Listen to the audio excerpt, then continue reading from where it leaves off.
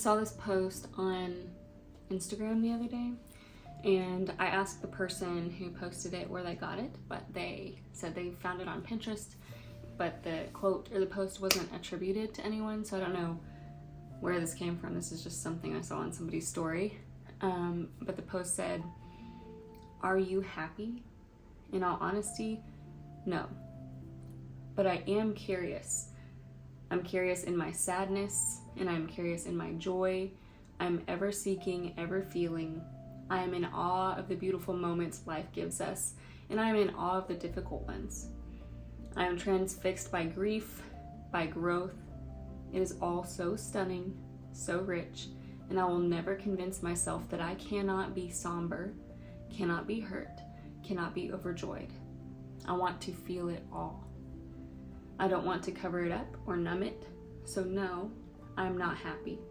I'm open, and I wouldn't have it any other way." I love this post, and I saw it when I was trying to describe this sentiment myself. In the health and wellness realms, especially of social media, we're often marketed this journey to self-discovery that is like neat and peaceful and wrapped up in a nice little 5-minute journaling a day type practice. I have no confidence to make this next statement, but I'll make it anyway. We are missing something with that approach.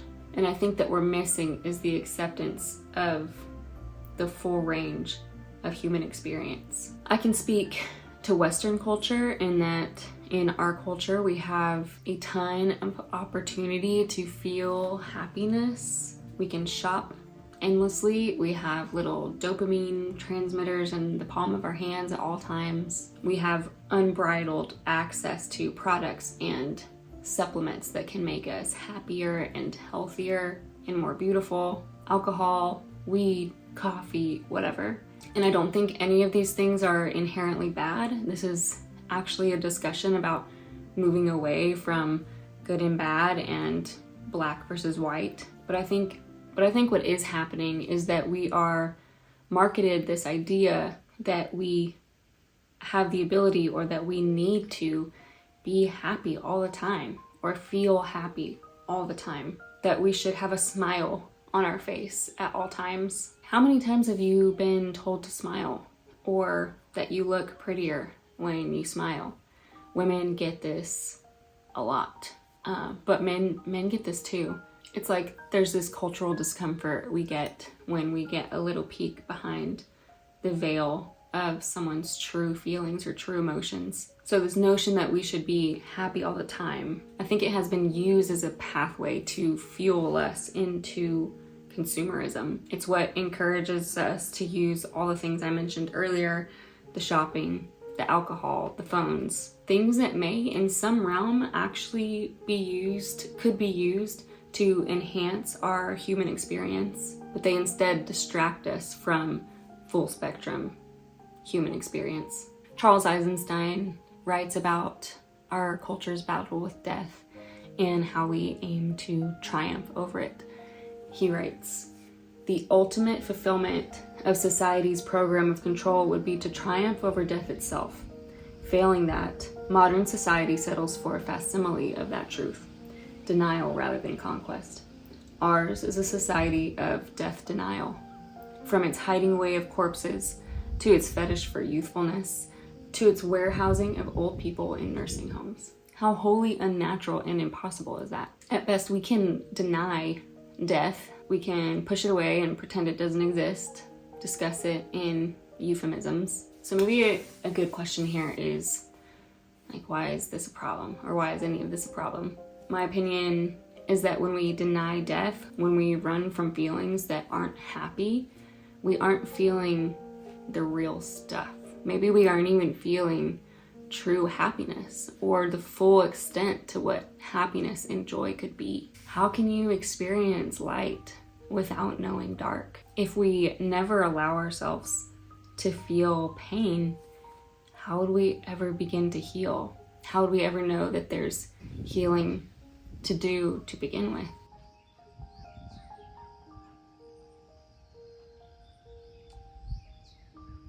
This is making me think of The Princess and the Pea, and I haven't heard this story told since I was a little girl, and I'm not even gonna look it up to jog my memory. I'm just gonna go off of my childhood memory, what I remember this story being. From what I recall, a pea is placed under a young woman's mattress. It's a test to see if she's a real princess. If she is indeed the real princess, the pea will be so uncomfortable for her while she's sleeping that it will disturb her peace while she sleeps. It will disturb her sleep. What I'm remembering here is that our princess is a real people pleaser.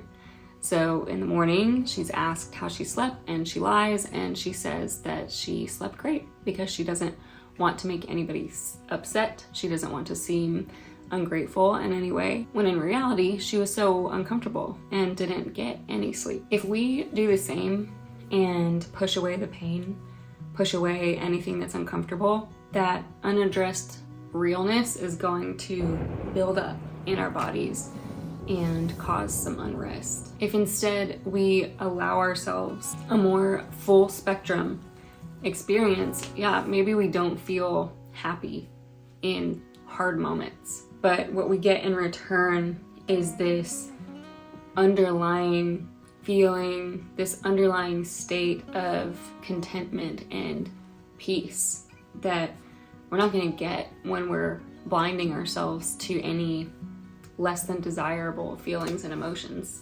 Feelings and emotions are temporary anyway and are so complex. Think about being on a beautiful beach, gazing at the vastness of the ocean, or looking at a gorgeous mountain range or an expansive prairie or something like that. Those views are literally awesome, like the literal meaning of awesome. They're awe-inspiring. Do they make me feel happy? I don't know about that. It's something different. It's something more complex and more emotional than happiness. But I know for sure that it's not bad. I share these thoughts because we're so often turned off by discomfort. We shy away from it and concern ourselves over others when they express anything other than happiness. But happiness is an emotion, and emotions are temporary. Worrying that you or someone else isn't happy is too black and white. What happens when we deny ourselves a full range of physical motion? Like, what happens when you sit on a couch all day? Or when you don't do your curls at full extension? Our muscles become shortened and stunted, unable to perform at full capacity. So what happens when we deny ourselves our full range of emotion?